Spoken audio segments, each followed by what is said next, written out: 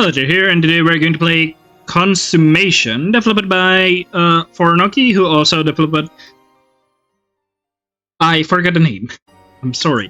It's truly been a while since I play Fornoki game, but Moon Archer Shooting Star, okay, remember one of them? And I feel like there's few Fornoki game that I've played already, and I just simply unable to like remember the word. Oh, who's the Red Queen? I don't know if I played before, but I think I do play Planet sometimes before my hiatus. Yes, what else? There's also... yeah, Drone More. Follower A... I don't know, I'm just like checking else. Oh my god, there's so many. Yeah, Fornoki is really great at making Yuri visual novel. Which I assume this one is also a Yuri visual novel, but yes, this is Consummation. It's a proof of concept prototype, you could say, of a game. So, yeah, we will probably see later more of it. But for now, yes, we can just like play this for a bit and see what we can expect from the game in the future. Anyway, yes, let's start playing the proof of the concept. Slowly, Consummation, win above the Dragon Sea. Also, I'll probably be AFK for a bit later on because I'm waiting for my food delivery, but that's all. Start. Oh, terrifying. The black depths of the sea rippled in an endless dark shrine, an endless dark seal, as if reflecting the voice of an old and tired god. Here beneath the earth was a large hollow chamber, a place that shouldn't have existed. Therefore, not one drop of seawater should have touched this place. Therefore, not one person should have existed in this place. Yet, here in this audienceless theater, in this impossible tomb, stood a young woman cloaked in shadows and a young girl covered in the shade. Here, in the guts of steel cage beneath the earth of a garden of Eden, stagnant seawater moved. The young girl spoke. Yeah, Moon Archer Shooting Star and Drone More is a really amazing story. It's a visual novel that has a really amazing story that makes you able to feel the pain, the Yuriness. Yes, Yuri and pain are the same word. Sister, is this what you have chosen? I'm just like joking, but you know. The woman did not speak. No one spoke, not words. The world does not change. Has not changed. I believe that it will not change. I will not attempt to persuade you otherwise beyond these words now, as I have already given up of my right to choose. Yet, I only hope that you will find happiness. Know that you will, at the very least, find peace. Silence followed for seconds, for minutes, for what seemed like an eternity condensed into nil, which was swallowed into darkness. Finally, the woman spoke. Yeah, let's go, woman's right. I am a person who has already died. I can no longer question whether I am right or wrong. I have already chosen to believe in this promise and follow this path. Therefore, I have no right to regret anything. I will not regret anything. Just as everything is about to start, everything is about to end. They call it a grand ritual, a grand celebration, the completion of the will of heaven. Is it really so? It's but a choice by insignificant, tiny, desperate humans who cry out to none to be safe, to be loved, to be. Of course, if this will allow me to grasp within my hands the light of samsara, then I declare, oh, samsara, this is deep. I probably should adjust my model size.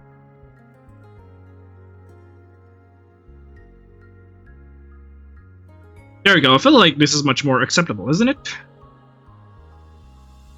The woman bleed. Let the world end. Not once did the girl look at the woman, not once did the woman look at the girl. Beneath the darkness of steel, a cursed star shine and the water steer. Very poetic, isn't it? Above ground, northern territory, territory early evening. Heavy gusts whirled through the air, invincible blades holding as they danced across the ether. Not even the birds dared to take flight lest they be swept away. Oh, it's set in the modern era. Atop a tall building, a young woman gestured a black rifle propped against a concrete ledge. Rifle?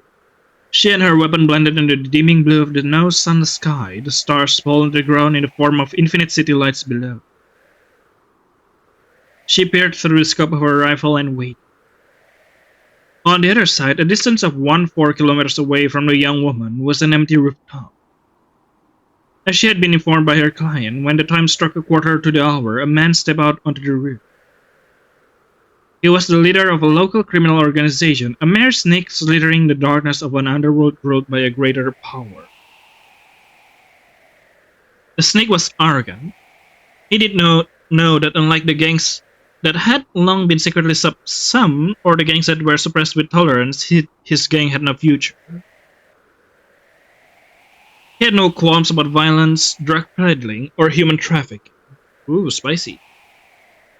Therefore, it had been judged that he was allowed no qualms for his death.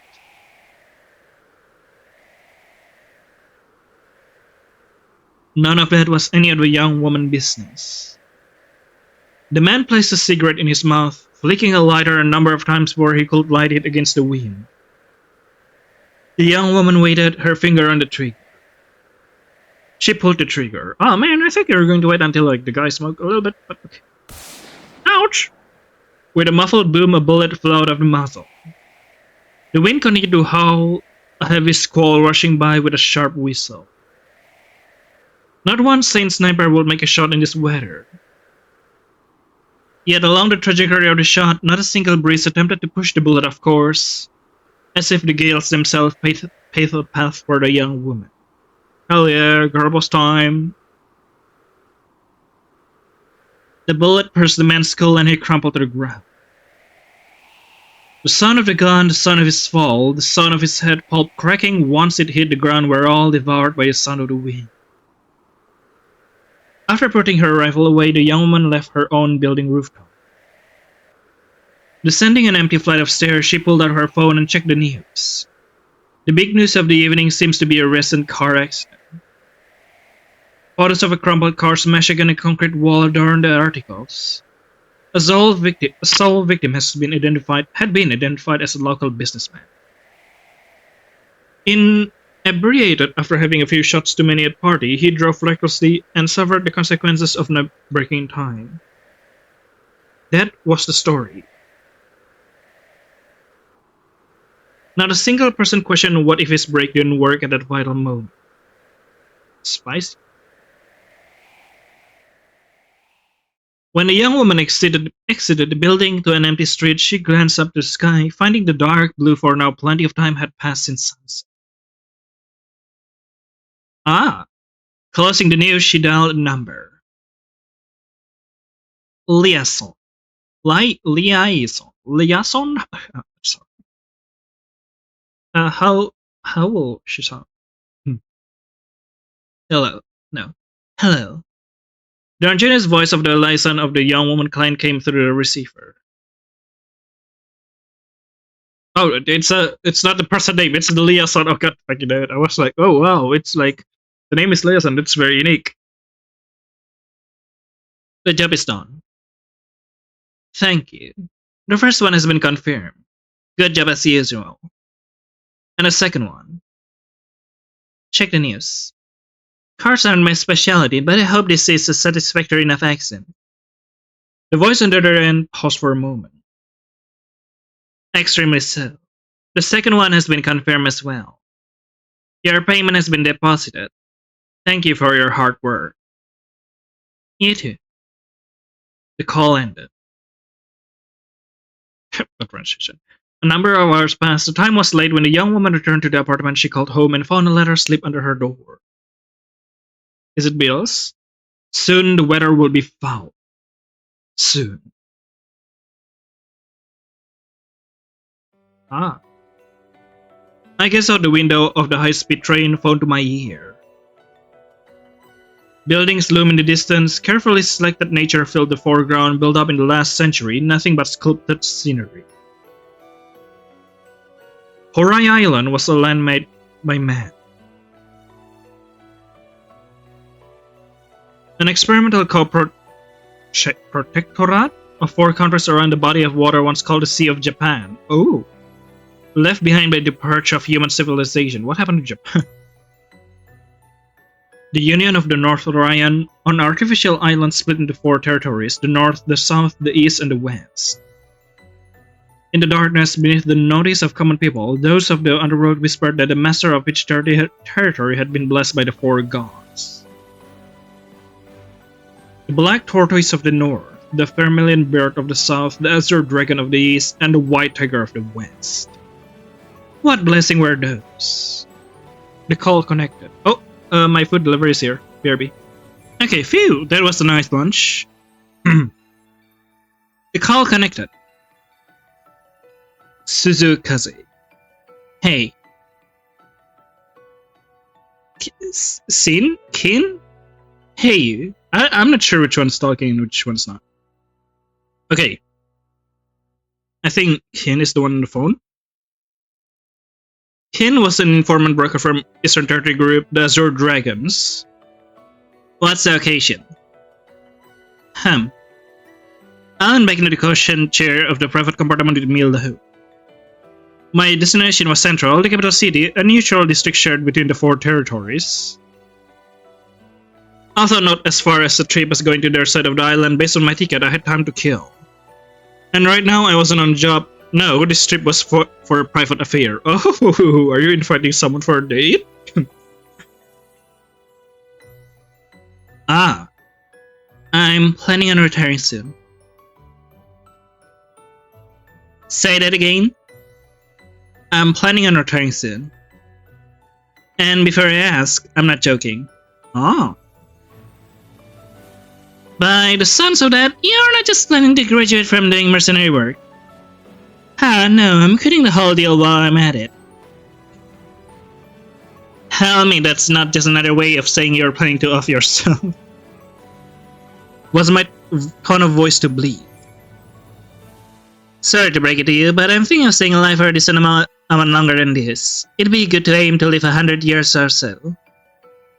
I'm dropping out of the underworld. That's to say, getting rid of Suzukaze and moving on. Jeez. What was I even worrying about that for? This is the part where I offer you to join the Dragons again. We provide a great benefit package which includes protection from any fool who come chasing after your head if you start getting rusty. If you want, we could probably get you a government paper pusher job that's not connected to Black Ops. The salary will be lower and you have to work to get clearance for promotion since you weren't born in the East, but it'd be a safe and stable job. Boss might even agree to airdrop you in, like you're her nepotism love child. Interesting.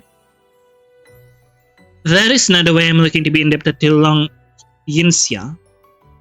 And I've been fine as a freelancer all these years.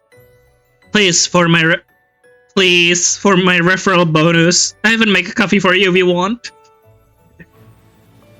The coffee is tempting, but we already work together plenty, so that's a no from me. Yeah, I got it. I more or less expected the response, although I would have been happy if you considered it. When are you planning to retire? It's at least a few months out, sometime next year or so. So you're still getting your affairs together, huh? Most people who make a living off of mercenary work don't have too many skills that are easily applicable to normal jobs, at least outside of physical labor. Do you have any plans, such as going back to school? I could go into showbiz. Showbiz? If you're looking to trade darkness for darkness, buy my album when it comes out. What? Wait, are you seriously considering to go into showbiz? That's interesting. No? But seriously speaking, I do know people in the industry. Sorry. I could transition to running a security or bodyguard company for celebrities. Not my top choice. I'm heading to Central right now to figure out some things. I think I'll have a better idea of what to do once my trip is over. You choose a bad time for soul searching. The Fourth Terrorose conference is next week. Is it a conference here again? The four governing groups of this island held a conference in Central every 2 years to discuss confidential matters. I had never personally been involved. Uh-huh. A big one too. Good to know you're in the area though. Usually we don't hire external security for the conference. But I'll let you know if there's any job for you from us. And just a heads up, our bounty listing is updating at 3 today if you're still taking bounties before you retire. Thanks. I'll be continuing more or less as usual until I quit. I'll also be in Central later today. There's a gathering at the bar tonight at 8. You should come. People from every group will be there. I'll send you the location if you're interested. Sure. Great. Address sent. I took a look at the phone screen which displayed a new message from Sin. I've been to this bar before. And received. The boss is calling. I'll have to cut our call here. See you later, Suzukaze. See you in the evening. Then she hung up. Putting my phone away, I folded the letter I placed in my inner breast pocket. I should have asked how Senpai's doing. I dug out the letter, a small piece of stiff cardstock paper which had been delivered to me late yesterday evening in an unassuming envelope.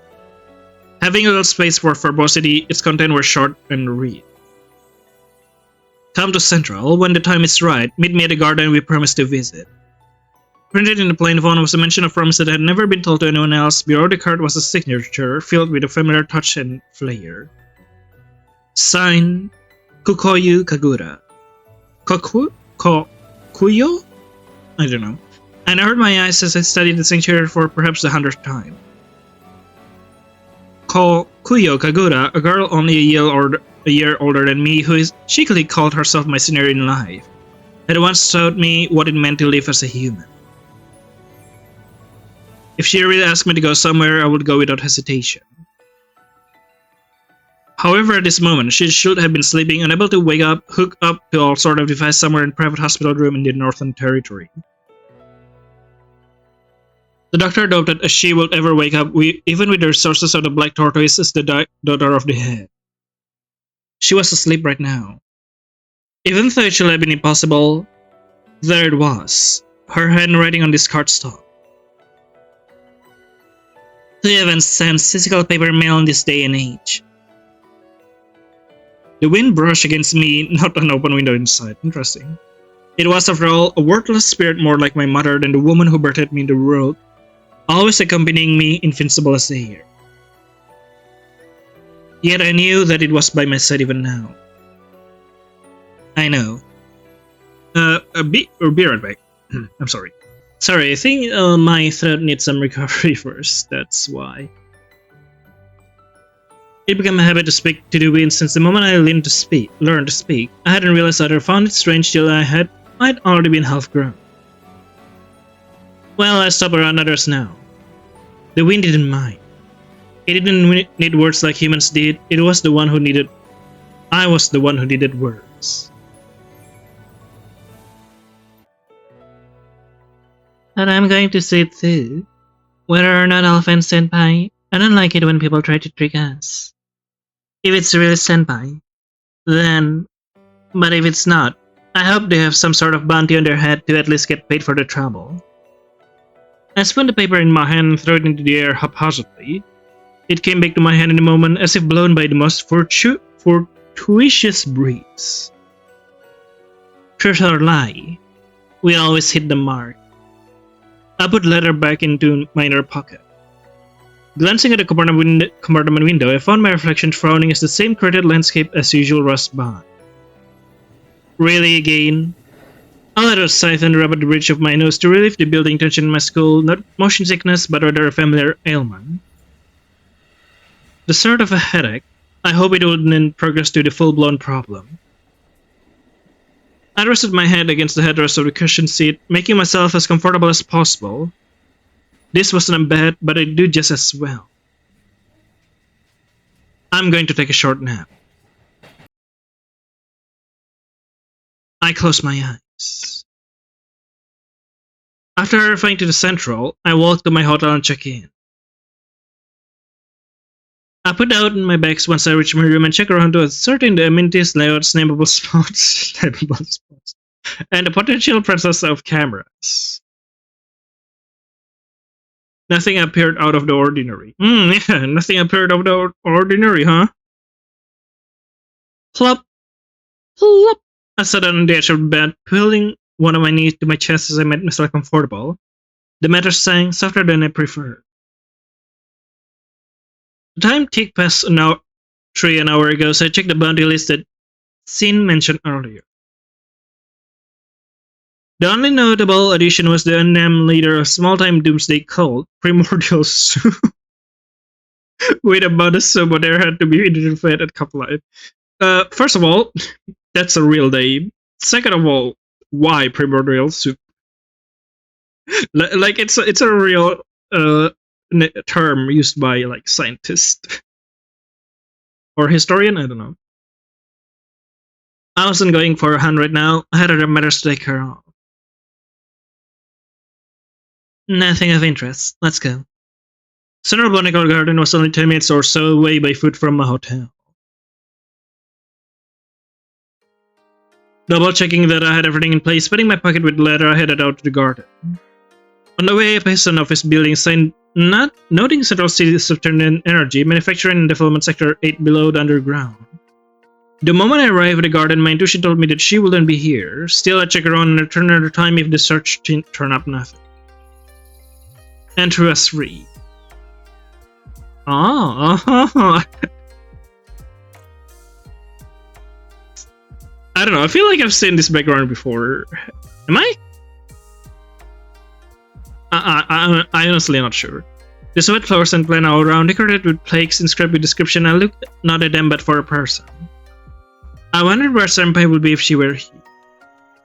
She had mentioned that she likes this and that flower with names I couldn't quite remember and meanings, a language made by people who confide their love through symbols. She had wanted to show me a special something in the center of the garden, but even there she wasn't present amongst the various visitors. How foolish of me to keep these fleeting hopes fluttering in my heart. Ah! Turning onto another path, I walk into an acquaintance crouching by a flower bed. An acquaintance immediately. Juhyeon? Interesting. Suzukaze. Juhyeon. I raised a hand in greeting. This was Juhyeon, a reliable member of the Vermilion Birds, despite her pretty face being possibly better suited for a movie star or pop singer. Interesting. Do I have something in my face? No, I just don't really see you outside of work. What a coincidence, meaning here. These flowers are... These are dahlias, or at least variant of dahlias. The one that only grew to this height. It seems we have caught the last of them in bloom. They don't do too well with the cold, even the ones bred to grow on the island. I guess we are lucky then. Do you like dahlias? I only think that they look pretty. I've always been a little interested in raising a flower garden of my own, but I don't have a green thumb, so I'm afraid they will all die. What about you? Are you interested in flowers? Not in particular.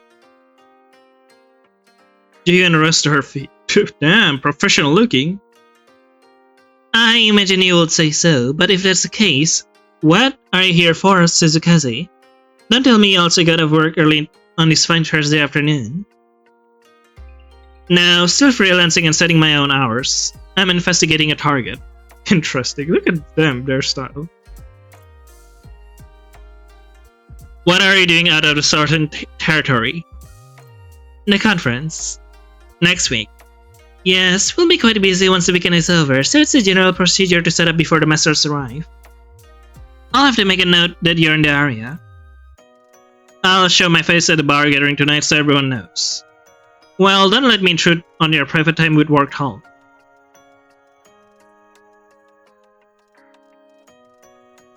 I'm always happy to chat with you. No need to be polite with me. Hilly, I like you, and I'm the one who should let you get back to your investigation instead of distracting you too much. If you'll be at the bar, I'll see you tonight. Yeah. Then a pause. By the way, are you familiar with Kukoyu Kagura? Kukoyu Kagura? If you're speaking of the Tortoise's heiress, I'm afraid we are not acquainted. From what I know, she's currently comatose due to some incident that's been kept under wraps. Why do you ask? It's nothing. Some incident, huh? See you in the evening. After waving to Juhyun, I continued on my way through the garden. The sun set earlier around this time of year. November was the start of the colder months. The sky began turning red by the time it started to leave the garden, light disappearing below the horizon in minutes. Much to my disappointment, I found a glimpse of even senpai shadow. Even though I expected this. Yeah. For some reason, my heart ached in reminder of the past. The comforting hum of breeze tickled in my ear, the wind ever present to accompany me. I shook my head and turned my mind towards more productive matters such as what to have for dinner before the scheduled nighttime social. I had time to go to a sit-down restaurant, or I could grab something from a convenience store to eat while walking. A burger from a fast food place sounded good too. Crunch, I stepped on a crumbled flyer. And here I thought I had just passed by a strip sweeper robot. This was unlucky, a bad omen. There changed as I continued walking. Oh, hello. That was when a small body hurtled into me from an adjacent alleyway. Why didn't I notice her? It was a girl. The girl was not a threat. The wind seems to tell me in an unusually focal moment. I held back my initial reflex to throw her off. Her hands looked soft as they grasped my jacket. She gasped for air, trembling yet was almost burying her face into my arms. She held no weapon in hands and wore decent clean clothing, looking rather unlike a street child. That's kind of obvious. I slowly pried her off me, feeling her shudder tremble in fear of exhaustion. She made a quick darting look over her shoulder back at the alleyway. Please, save me! As she caught her breath, she looked up to me with round, teary eyes. Big sister, the lady said you will help me if I give you this. She rummaged through her pockets, frantically searching for the thing to give me. After a moment, she pulled it out, but dropped thing pale and thin in her haste. An envelope fell to the ground with a sound. Before she could reach for it, I picked it up. This is... The envelope looked very similar to the thing in my inner breast pocket.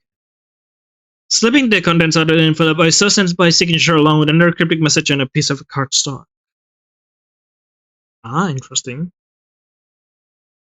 The child is important. Who gave this to you? The child shook her head, and at the sound of footsteps from the alleyway, she darted behind me. I slid the new cardstock back into the envelope and stuffed it into a pocket. Then I looked toward the alleyway, waiting. After a few moments, a man walked out from the shadows, stopping, nearly stumbling, as if he expected not to see me. He strengthened his expression. There you are. I'm sorry my daughter has been causing you any trouble. You know how kids can be, right? She's at that rebellious age where she just runs off all of a sudden just because she disagrees with her dad. Let me take you off her hands. Come on, let's go home. The girl shook her head, grabbing into the end of my jacket again. The man's expression stiffened. Wow, does she take after her mother? Or shall I commend you for opening your heart and adopting a child?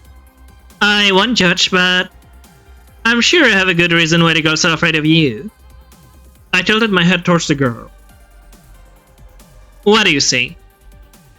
He's lying. He is a bad person. Look, I just want to take her back home. Outsiders should stay out of family matters. No, he's lying. He's lying. He's a kidnapper. He's a bad guy. I don't want to go back there. Please believe me. That's what she says. I just set myself in front of the girl protectively. Gritting his teeth, the man thrust out his hand to grab my wrist and force me out of the way. Bro. Listen here. Before he could touch my skin, he stumbled back and grasped his hand. The cut Thin cuts form along his palms and fingers, small droplets of blood beading up from merits of peppercorns. A gentle brush around my hand as if shooing away a stench. Damn, bro. You must have bad karma. I gave the girl a pat on the shoulder and prodded her to take a step back, the girl letting go of my jacket as prompted. That was when he pulled out a gun. Damn.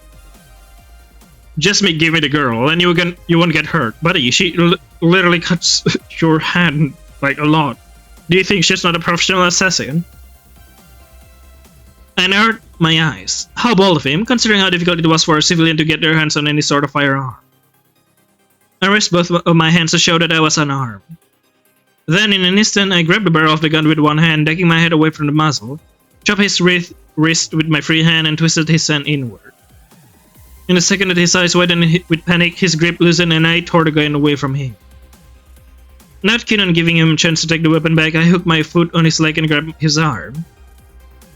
With a nice kick and a firm grip, I twisted his arm till I heard a crack. As he dropped to the ground with a pain moan, I sent a kick to his crotch. Ouch! Finally, I pointed the gun at him. Do you have anything else to say? A violent woman like you won't be forgiven.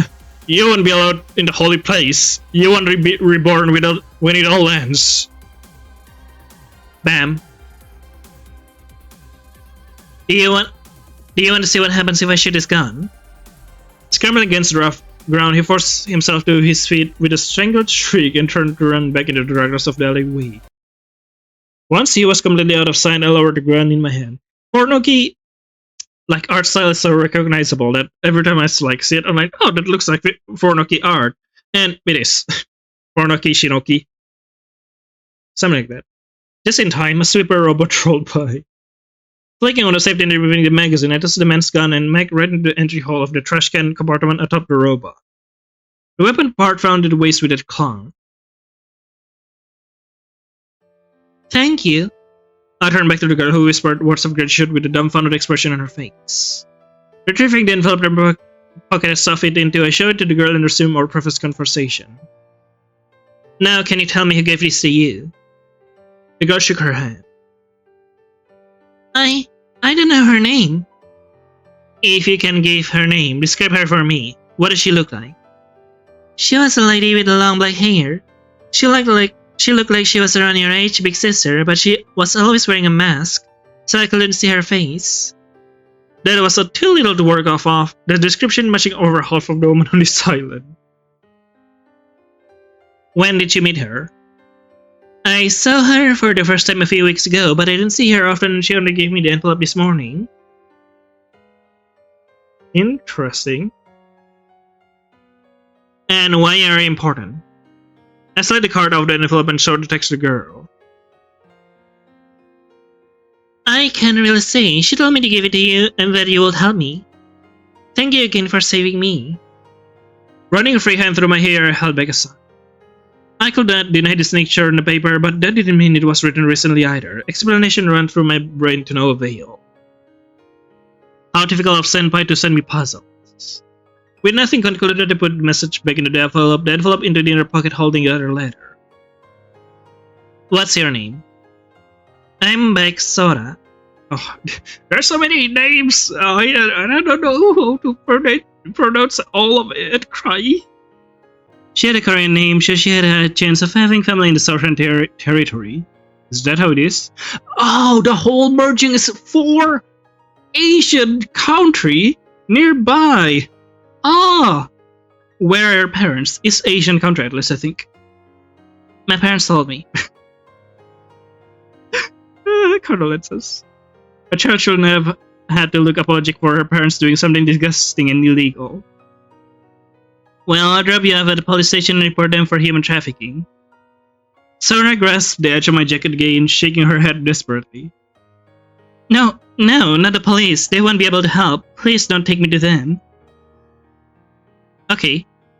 I didn't like the police when I was younger either.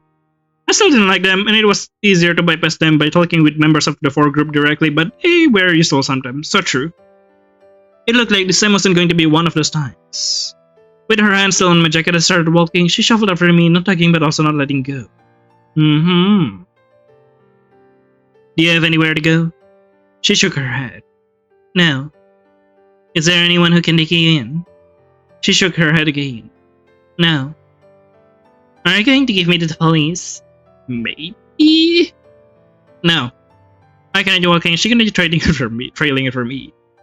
Are you going to keep following me? Oh, well, duh. Forcing her lips, she searched for words but seemed to fail. You can stick around until you find someone trustworthy to take you in. I'll give you food and shelter at least. Yay, yata. Finally, she let go of my jacket, clasping her hand together as light entered her eyes. Really? Thank you? Yeah, I know that. Grr? What? Growl? Also, wait, BRP. I'm just gonna turn on my download because I just remember I have a download being paused in the background. And it will be really helpful if the download is running while I'm playing, you know. The moment was interrupted by a small rumbling sound. Sora cheeks turned red as she covered her stomach with her hands. Oh, hunger. Hunger, yeah.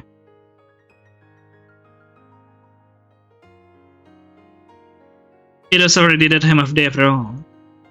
The first matter of business is dinner. Tonight is burger night, so we're going to find this burger night. Let's go! Bendy was a foreign fast food brand that survived the collapse of humanity. I thought it was funny to call it foreign since there hadn't been any other countries for my entire lifetime. Damn. I turned to another street, so Soda followed. Is that how you say it? Soda. Big sister, what's your name?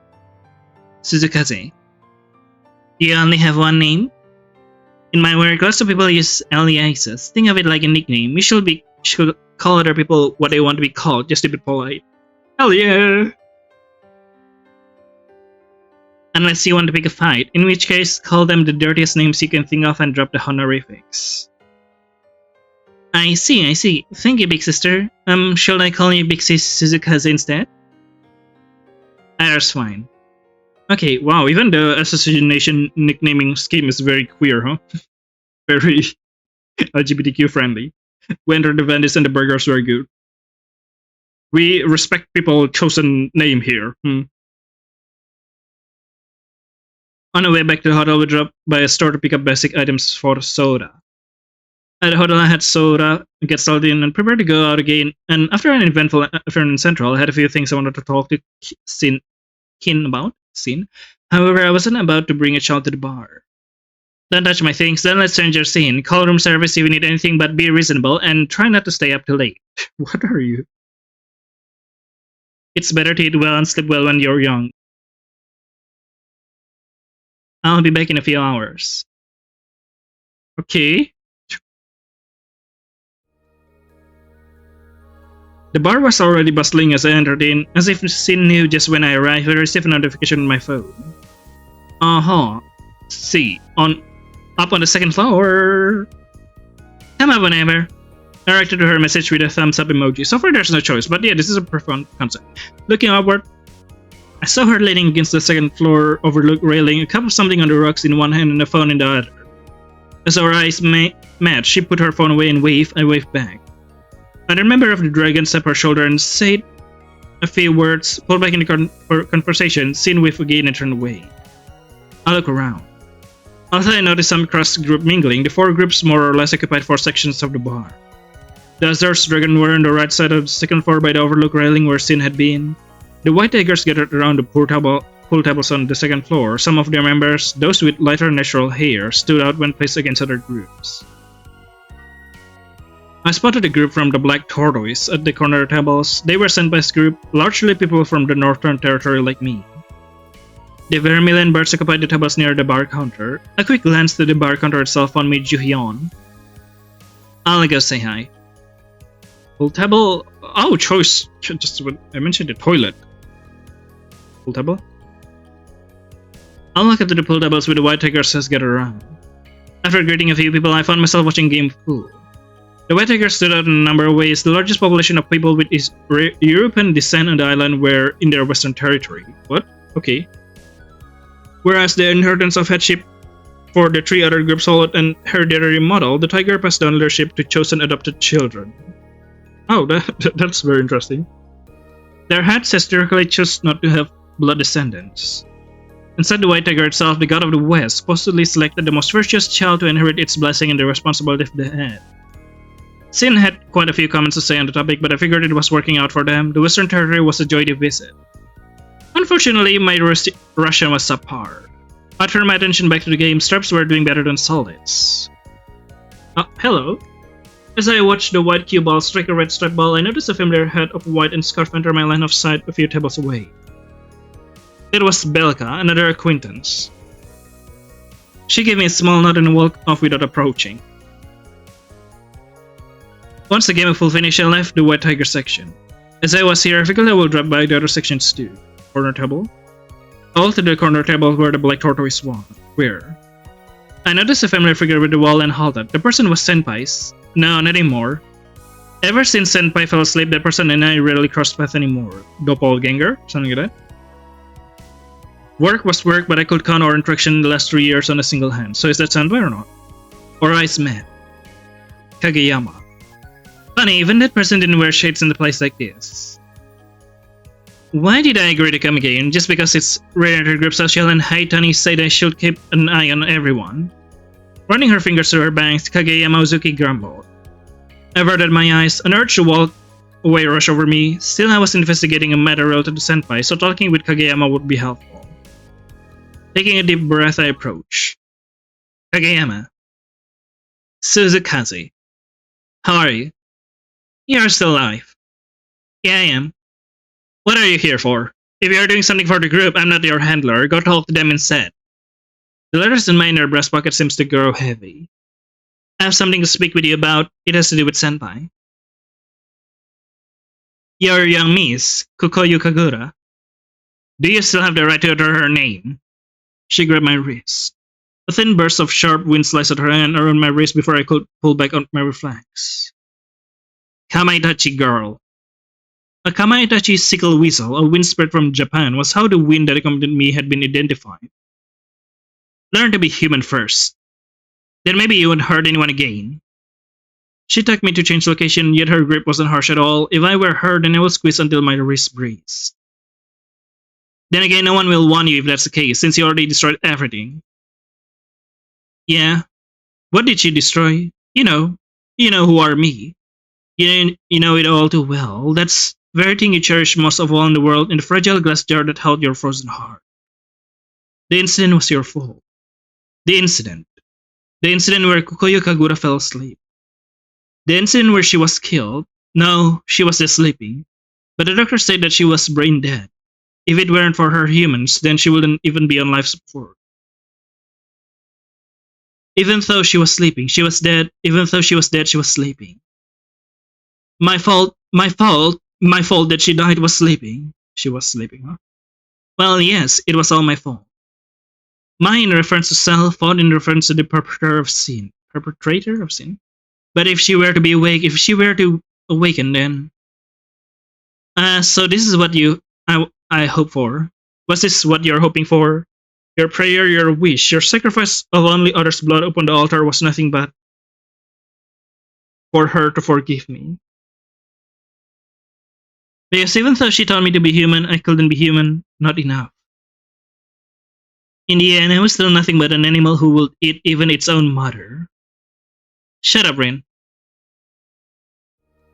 Kageyama stopped in the corner with few people nearby. A headache had started, but I tried not to show my discomfort, holding back the urge to press my fingers against my temples. Here's good. Now speak. Has anything changed with Senpai condition? Nothing has changed with the young miss. Her hospital room has a life surveillance feed, so we will know if she woke up or if any intruders appeared. She's still sleeping, not thanks to you. The room is also guarded 24/7 by our people. The only ones who are allowed to go in are the doctors and the head. Has Lady Kokoyo visited her recently? You are not privy to the head's schedule, so that's a no. According to my information from Sin, the Black Tortoise had rarely visited Senpai. The last visit I knew was over 2 months ago. If that's all. I'm asking about this because I received a message from Senpai recently. Are you sure it's not just one of your enemies? No, in fact, I also think it's likely to be someone messing with me. However, they have her handwriting on them. I need you to check. Reaching into my jacket, I pulled out the 2 letters and showed them to Kageyama. It is her signature. I'll have someone contact the guard and check the surveillance to see if there's anything strange. Give me the letters. No. Do you not want us to run or analysis to them? No, it's fine. I have my own sources. Then send me a scan. Alright. As I put the letters away, sounds filled the air between us. Despite the endless sound of chatters in the bar, neither of us spoke another word. My vision wobbled with nausea, throbbing to the background noise. That's all I have to say. If anything up with Senpai, please send me... Oh, I just realized that I'm still blocking the stuff. Please send me a message. That's not under my control. I see. You're making a disgusting face. Drink some water or something. Now go away, Suzukaze. I bowed to her and walked away. I drank some water, and after a few minutes of standing around, my headache receded. Glancing toward the second floor outside, I noticed Sin was still chatting with someone. I could go to the Dragon section's last. Bar counter?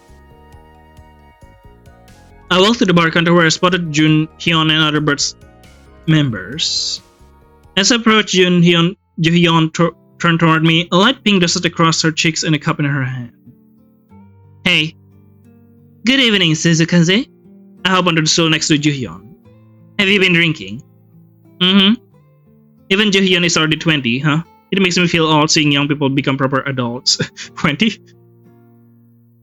Suzukaze, you're only 22. Drinking age is special now. I suppose it is. When I drink alcohol as a child, I never liked the flavor, yet here I am now. Maybe it's that I'm older, or maybe it's just the quality of the drink, but I don't dislike it anymore. Back then, it was whatever it takes to survive on cold nights. It wasn't good to turn it down when stuff was passed around in the circle and alcohol warms you right up. I don't think I ever mentioned to you that I was a street child for a bit, did I? No. I'm a little surprised, but it means you're relatively well adjusted. Compared to who? I think we're about the same. Also, coming from someone who was also a street kid is probably not the most convincing. I appreciate it. It is the thug that counts. What were you like back then? Are you popular, for example, a leader in a little group of your own? No, rather than to say I was popular, it'd be better to say that I never got along with our kids. I stayed out of their way and they stayed out of mine, at the risk of violence. Really? I wasn't sure what Juhyun was seeing. What about you? Popular? I tried to stay out of mine, out of sight. It was easier for a little girl to scrounge up what scraps she could while keeping under the radar of the big guys. I hung just close enough to the group so that I wouldn't get snatched up by a trafficker or an organ harvester in the dead of the night. Then at some point, I was picked up by the Vermilion Bird group. I'm glad you were, or else we wouldn't be here right now. Me too. Lady Chiu and Captain Namgung changed my life. Really, I think I was blessed that our path crossed at the time. After all, how could someone like me meet people like them? The gone Captain Namgung only feels more admirable as I walk under her. The beautiful and strong Lady Chiu is also wise and kind. Of course, even a god would choose her. How lucky I was to be picked up off the street. Once in a while, I would think about that. You could write the bird's propaganda. I'm telling the truth here. I'm sure you also have people like that.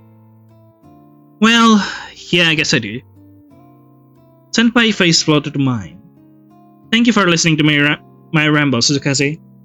To me, a ramble? Would you like a sip? Sure. Jen passed me the cup and I took a sip. A slightly sweet, clean and natural flavor with a bit of peach touched my tongue. Ah, this is soju? Soju? I passed the cup back to Juyeon. Eh? An indirect kiss. Whoa! Yes, it's soju. It's good. Would you like to order a drink? I can put it on the group tab. I'll take you up on that offer next time. Air cheers. I gestured and she pretended to cling her cup against my air cup. Here's to a prosperous future. And the fruition of our goals. Jin drinks the soju. Well, speaking of goals, I don't have anything grand I'm aiming for. Keep going, earn the money, and when the time comes, quit when I'm ahead. I think most people want something like that, and I'm not looking to join any group. Freelancing is good for me. Should I start figuring out long-term goals? Interesting. Oh, something happened to myself. Yeah, it'd be good if everything was peaceful in a few months. Next year, then I'll think about it more. Then I will retire. I imagine that I would have to give up my friendship with Jihyun when the time came. In the end, we were nothing more than work friends. If I wasn't in this field anymore, then I don't thought we would be meeting much anymore. Not that we met often to start with. It was somewhat of a shame, would it be worth it? Maybe, but I give it up. In the short term, so I'll deal with my affairs in Central first. I would also like for my job during the conference period to go smoothly. As for the long term, I suppose I don't have anything. I'll see where my choices take me. Suddenly I heard some shuffling off to the side. Turning my head, I noticed a small group of birds pushing up blushing bird girls forward to say something to Jihyun. Jihyun responded with a polite smile to the stumbling words of the other group. Well, wasn't she popular now? Hearing the girls invite Jihyun to play cards, I slid off the stool and made to leave. Don't let me keep you. Jihyun nodded in acknowledgement and gave me a small wave before turning back to the Bird's girl. I'll walk away from the bar counter. Having dropped by the other three group sections, I walked to the corner that the dragons had occupied and looked at Sin. She turned around with a sparkle in her eye. Suzukaze! Then she pulled me to the side away from the crowd. You're in a good mood. Of course I am. Everyone's busy and I'm not. Relatively speaking that is, since the boss still has to work for me to do, but everything is relative, don't you think? It really makes me happy. So you're free from the work everyone else has for the conference? It's more that the focus of my activities has always been for the boss. Unless necessary, I'm not too involved in the conference logistic or security detail for the head, or much in respected Lady Long Yufei. I imagine Long Yingxia isn't coming to Central then. Not unless anything happens to the head. And it's best if nothing happens for everyone's sake. Sin took my hand, lifting my arm up as she made a little twirl. Everyone will be happy if the next week passes by as smoothly as a mechanical doll scripted dance routine. Just another year, another event. How's your soul searching going? I pick up a lost child into cryptic messages that are from Koyu Kagura. Could I ask you to look into a few things for me? Sure. Start from the child? I explained the incident earlier in the evening regarding the man with a gun, Beck Sora, and the letter she handed over to me. Considering what the man said when he ran away, he's one of those. A doomsday cultist who think he's above the law because whichever new prophet in town today says the island going to explode tomorrow. If those types have to worship something, how about your handy-dandy government leaders who have real gods backing them? Not public information. Alice, tis the ignorance of the masses. I'm surprised you didn't hand the girl over to the police. I shrugged. Send me a picture and I'll run her through some databases to help me identify the girl when I'm free. I'll take a look at the surveillance camera in that area too. Send an invoice to the usual account. Just treat it as a favor. In exchange, you'll do something small for me for free in the future too. What's the matter with Kukoyu Kagura? I was wondering if you heard anything new. No, I haven't heard anything new happening with the Kukoyu young miss. My informants would have said something if anything occurred. The unspoken truth was that all of the four groups keep an eye on each other, which was why I could trust Sin for intel on the Tortoise despite her affiliation. In fact, I found it more efficient to ask her about information that people from the other groups wouldn't want to expose. Who knows, maybe she's dead and the Tortoise are covering it up. Don't joke about that. I know. You mentioned the cryptic message from the chili from Kukoyu Kagura. The girl came with one about an important child. What about the other one? Did we mention that? Someone unidentifiable slipped it under my door last night, telling me to come to Central. I retrieved the letters from my inner pocket, holding one card in each hand until I held them up so that Sin could read the text. This is her signature, which I've confirmed with Kageyama from the Tortoise. Come to Central, this child is important. What's that supposed to mean? I'm currently trying to find who sent these letters, whether it's an imposter or her. And if it is her, how and why? It is an ongoing project. Making a note of acknowledgement, Xin gestured for me to put the letters back and place her hand on her chin pensively. Back into my pocket, the letter went. Ah, they are suspicious after all. Someone who knows your home address and can replicate her signature well enough for you and her ex-guard to be unable to tell if it's fake or not. Xin shook her head. I don't have anything I can offer on this directly right now, but feel free to contact me for intel or on particulars as you continue your investigation. I'll keep you updated on Kokuyo Kagura as far as we know, so keep me informed on your end too. The Zero Dragons will also want to know if something has happened with the Black Tortoise Soul Heiress. That's all I'm asking for. Just what I like to hear. Then she clapped her hand together. Alright, that's enough of work talk for now. Woo! After a good chat with Sin, I returned to my hotel room. Glancing over the bed, I noticed a little lump under the blanket. As I approached, I found Sora peacefully snoozing away. A few loose strands of her hair fell over her face in such a way that each time she exhaled, they would flutter in the air, causing her nose to wrinkle slightly as they entered the game. I sat down on the edge of the bed and brushed the hair out of her face. Snapping a quick photo of Sora's face, I sent a picture attachment to Sin. She reacted to the message with a thumbs up. Pitter patter. The sound of the drizzle started outside. Getting up from the bed, I walked over to the desk in the room. Placing the letters flat on the tabletop, I scanned the message and sent them to Kageyama, who left their message on read. Pitter patter, pitter patter. A gloomy rumble sounded in the distance, then the rain grew heavier. The sound of fat droplets breaking apart, picking up tempo. I rubbed the bridge of my nose. I still don't like it. Glancing toward the still sleeping girl once more, my eyes found time on the clock. What? So, it was this time already. After running through a few more minor tasks, I get ready to sleep. I grabbed a few free pillows along with a spare blanket in the closet and made myself comfortable on the couch, flicking off the lights. Good night.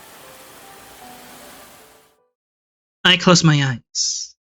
In the darkness of sleep, I dream of raging winds and roaring waters. A light shine upon a stage in a sea of darkness. Subdued murmurs undulated below the stage, soon sounds at the echoes of a soft footsteps that approach the line. A girl walked up to the podium with a light and faced the eyes in the shadows. This was a day like any other, the people like any other. First, she spoke of the past, of the present, of the future, with a clear voice that cut through those whose hearts were filled with lies. Of the undeniable truth as was her usual. Prophet. In the youth of our great-great-grandfather generation, the outside world ended.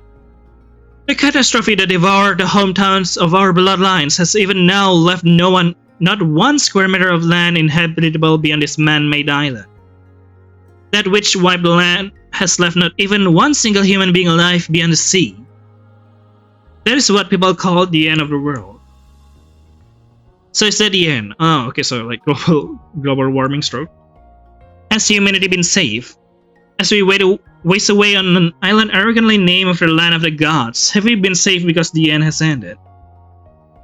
Complacent. How terribly complacent. Pitiable. How terribly pitiable. But I understand that it is only human to turn their eyes away from the truth, to believe themselves the same as gods. Only in doing so they have turned away from grace. The grace that we are given to see the sign of the final judgment.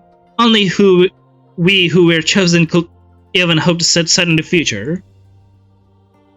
No, that which destroyed the lands beyond the sea is nothing more than a sign. It is a sign of the end of days where everything we know will end.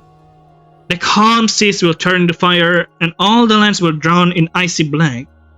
Not one human of flesh and blood will remain and the world will truly perish. Just as the rest of the earth has already been annihilated, this island too will meet its fate. But do not be afraid. It is a sign of awakening of our true God, of the cleansing of all that is foul upon this earth, of the rebirth of a righteous new world. Why should we receive a sign if not for a chance of salvation? Just as dawns will always fall after twilight, the world will be reborn after its end. The chosen will be saved and reborn into that new world devoid of all evils. believe and be cleansed. Then we will be saved. We must prepare for the time of salvation, set the shrine for our God, and await the time of the true end. Our God plans are underway. Those who stand in the way and reject will be left in the stagnant land, and as the end devours all that is left. They will burn, bleed, drown, and suffer just like those who perished in the initial catastrophe. They will disappear along with that which has been abandoned. Whereas our death will be swift and painless, our soul will be sent to the holy dragon palace beneath the sea as the world remains. We will wait within that paradise beneath the sea with all that brings joy. Then when all the destruction has finished, we will be reborn into the glorious new world for our chosen. The end of the world is inevitable, but it is through our God's grace that our suffering is not so. If any of you love those who do not yet believe, cleanse their spirits and fill their hearts with truth, lest they be lost in the end. Do not be afraid. Instead rejoice, for the end of the world will be complete and we will all be reborn. O Lord Prophet, you are wise. The people in the shadows are the food of the sage seed. They clapped, they murmured, they prayed, they believed in the truth of the girl. Wise? No. I only believe in our salvation at the fated end of our false world. Therefore, they will be reborn. What? Okay. Friday started with light drizzle, a chill running through the air as tiny water droplets danced across the city grounds. Ray of sunlight fell from the sky with scarcely any clouds. Pitter patter, pitter patter. Raindrops from the sun shower, pitifully thin, hit the open umbrella that I held up more for Sora than myself. I walked through the garden again this morning, accompanied this time by the young girl I picked up yesterday. However, again, I found nothing at all, not sent by, not the masked woman who gave Sora the letter, not any clues. What nice weather. I wonder if any foxes are having a wedding today. Fox's wedding? Sora's voice broke through the rain, her eyes pointed toward a rainbow that formed under light. A fox wedding was, in other words, a sun shower. Oh, okay. The term referred to a belief that folks were critically essential for rain falling on Sunday so that they could hold weddings in their homes in the mountains without human intruding. It was an old folk legend from times when natural mountains still towered over human settlements, when the country of my blood still existed. Are you interested in folklore and superstition? Folklore and superstition? A fox wedding is a Japanese thing, isn't it? It's rare to hear the topic outside of the Northern Territory, and even there. It's like I've always known the concept. Are you interested in that sort of things, big sister? I just know a little because of a friend who researched these things sometimes for her job. Have you even seen a fox before? I tried to imagine foxes being wed, using memories of the animal exhibit I visited sent by many years ago. I had never seen a wild fox. All I imagined was her smile as she led me through the exhibit back then. Do pictures count? Pictures are fine, although I'm almost certain there's a zoo nearby in Central, so you could likely catch a glimpse of one in person. You never know when the last of a species will die off. Plenty of animals from the previous era didn't exist on the island. If I had been born earlier, I would have also wanted to see penguins or pandas, but such species simply never made it to the island. Their legacy preserved only in digital media. Damn. I didn't doubt that some of the animals kept zoos would fail to leave enough progeny to continue their species and suffer a similar fate. Then, can you go to the zoo with Sora one day, big sister? Do you want a pocket money to go to the zoo? No, I'm okay. I didn't want to ask for too much. You must be busy, right? I'm very grateful that you rescued me from the kidnapper, and if they come for me again. I'm happy just looking at pictures of animals on the internet. Big sister, you're a kind person. I guess that's why the lady told me that you would help. It will be nice if the world doesn't end. The world's not going to end. It's what my family always said. Apocalypticism is fringe belief. I'll protect you while you're with me. I'll protect you while you're with me. What if it's something beyond human power? I'm stronger than you. Damn. Believe in me? Sora reached out a hand and grasped the edge of my jacket, lightly tugging as if she wanted to ascertain my words through my eyes. She opened her mouth as if wanting to say something but said nothing and simply nodded slowly. Mm-hmm. In reality, my words were nothing but bravado. In the first place, I couldn't protect the person who I loved the most, who I wish I could have protected the most. Rather, I hurt her and made her die. I had always been someone who was bad at protecting people. What? I was more suited towards killing. However, if it was to calm child, I didn't mind saying words like this. I also yearned to hear someone yearn to tell me such things once upon a time. Then again, seeing how easily my happiness fell apart, perhaps it wasn't a good thing to say. Quiet. Big sister? It's nothing. The rain stopped. I reached a hand out, feeling the water droplets hit my palm. With the umbrella purpose surf, I spun the handle, letting the wind brush against the wet surface. The umbrella purpose is not surf. The UV light? See the UV light? Within a few spins, the umbrella face fabric was dry. I clicked the button on the handle and closed the umbrella, reducing it down to a compact form of carrying. I can carry that for you, big sister. No need, it's not heavy. I want to be helpful. If it's not heavy, then that's more the reason that I should carry it, so you're not better with something occupying your hands. Some people like to do this thing. Glancing at the cheap umbrella, I really couldn't see anything interesting about holding it. If you insist. I gave the umbrella to her. Hey, it really is light as you say. It really wasn't any lighter than any other umbrella. Whatever, I wasn't going to stop her. At first I had wanted to send Sora away, even if I lost a clue, because I wasn't in the mood to get a child involved with my business. Yet she chose to stick around. A suspicious girl with a suspicious letter, I still did not know what to make of her. As long as she didn't do anything strange, I'll then do anything against her. Once I finish my affairs with the letter sender, I find a safe place to leave Sora. That will be that. Then I fold my phone vibrate in my pocket. Retrieving the device, I check on the screen to find a familiar number calling and promptly accepted the call. Oh, Sin. Hey. What's up, Sin? Regarding the topic you mentioned yesterday, I gathered the info. You really pick up an unlucky child, and nope, nothing to note on the Northern 30 side. I slipped an earbud to my left ear, connecting it to the phone so that I could look at the screen while calling. Why call? What, you don't want to hear my beautiful voice? There's some minor info that's faster to just tell you verbally. Just send you the files I think you'd be interested in. I checked to see what Sin sent me. A file on Sora, a file on a man, an address in plain text, and a public floor plans for building. Gone. First, bike Sora. As expected from her name, she's a resident of Southern Territory, 12 years old, from a middle-class family that's living off a family member's hefty inheritance. She shouldn't have any connection to Kukoyu Kagura. There's nothing notable about the girl herself, but her parents have been involved in myriads of cults. It's honestly a little funny seeing people go through so many. What do you have to be like to switch cults like you're switching toothbrushes? Still, her school reports mention of my child. In fact, she was reported missing by her school teachers 4 weeks ago, and around the time the parents disappeared too. Considering what you said about her being sold, I think we have an answer for that part of the missing person case. I skimmed through source while seeing what's Sin rattled off in more detail. As for the buyers, there was an exchange transaction history found instead of the parents. Thus I looked into the person from the alleyway you mentioned. Not everyone could get their hands on a gun, putting aside your disposal choice.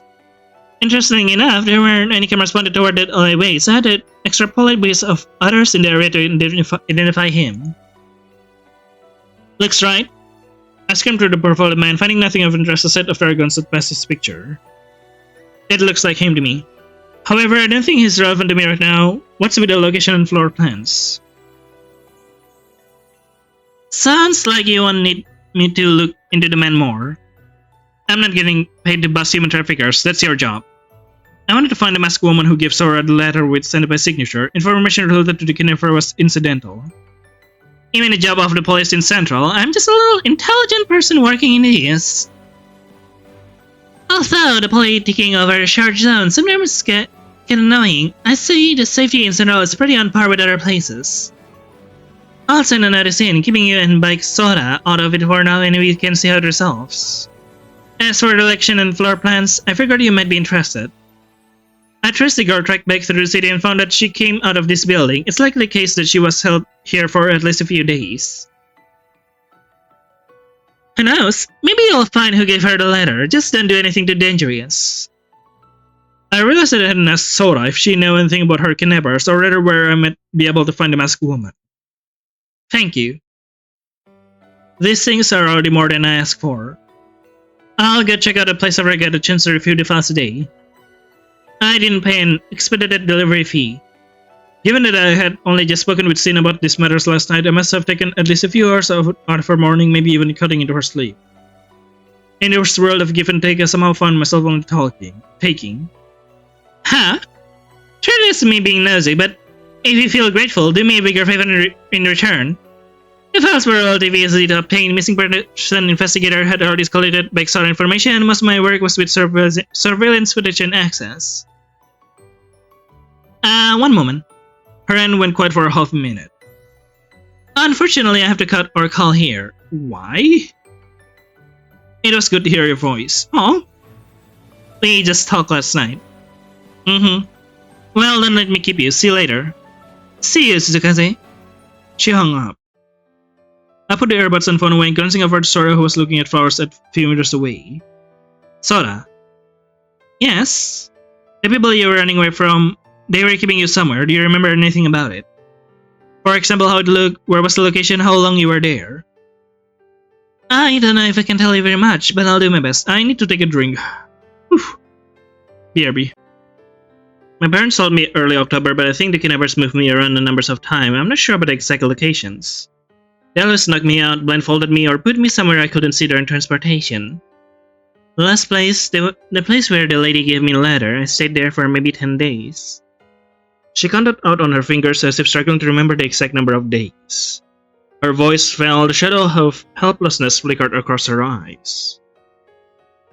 I mostly stayed in a plain room without windows. Food and water was delivered to me on a schedule, and they let me out to stretch my legs every other day. I don't remember very much of my surroundings from when I finally got out. I think I saw some warehouse and entrance to the underground. At the time, I was considering waiting for a while, but I'm not sure how long I'd been running before I found you.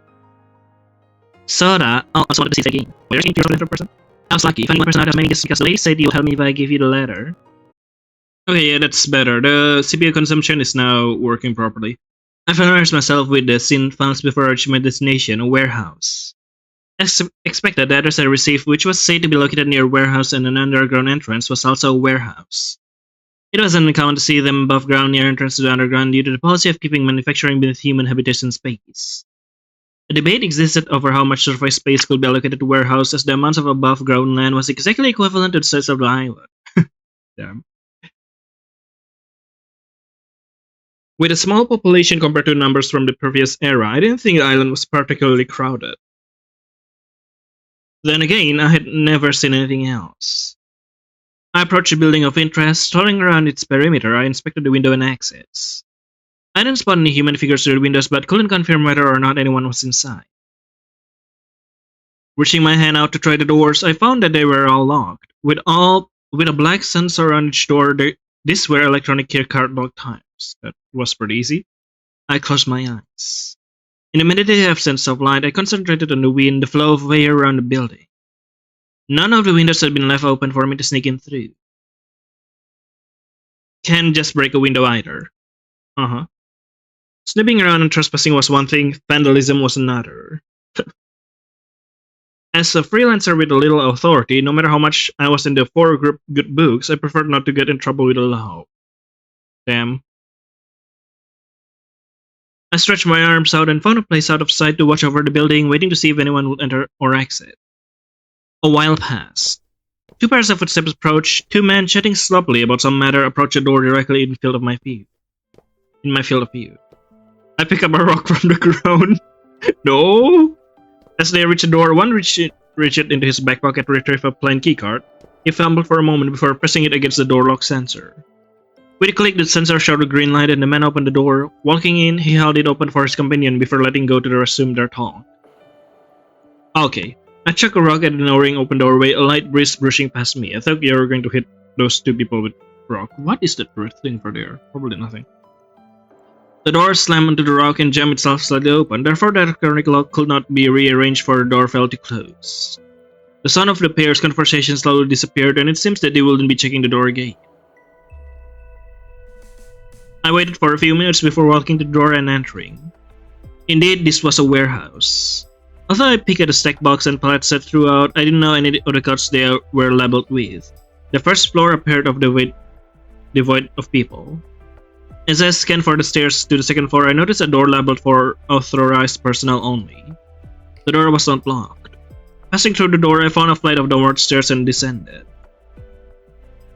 An illegal basement. The level I reached was not in the floor plans, and as expected from a basement, I saw not a window inside. The air tasted stagnant. Glancing back at the stairs, I calculated how fast I could get out of the building if I encountered a dangerous situation. I walked for a few moments before hearing footsteps, forcing me to duck into an adjacent corridor. Not one of those people wore a mask. Oh god, they're not practicing safety, especially inside building, no! As their footsteps grew distant, I returned to the path they walked and followed in the same direction. While I prefer not to confront a group of people, I also wanted to find the person. Soon I reached an open foyer of sorts. A sound. Ah, I turned. Clang! On instinct alone, I had grabbed a dagger from my jacket and blocked a sharp, shining blade just before it split my shoulder apart. Damn! The shocking force of the impact sent a numbing wave down my hand, clashing with the adrenaline that began to rush through my veins? What? Hello? You just brought a sword? A girl with mixed feature pointed sword at me. Thief. Thief? You have completed the proof of concept demo for Consummation Win Above the Dragon Sea. Okay, thank you for playing. Well, that's interesting. Okay, so I feel like this is a proof of concept, right? But I feel like it could have been shorter due to the fact that it's proof of concept, and yeah, because it becomes way too long. I feel like it borrows a lot from other assets, which is in itself is fine for me, but I don't know, I think like it makes people just seems to like disinterested in a bit. However, this is like a good, like the story is good, like don't mind me, but however I would like prefer if it was shorter, if it was a proof of concept, because of those reasons I mentioned. It is interesting. I hope they will complete it, and so we can see the future of the visual novel. Anyway, yes, that's all for this game for now. I hope you enjoy it. See you later then. Maybe in the next Fornoki game or in the full rest of this game. Bye bye.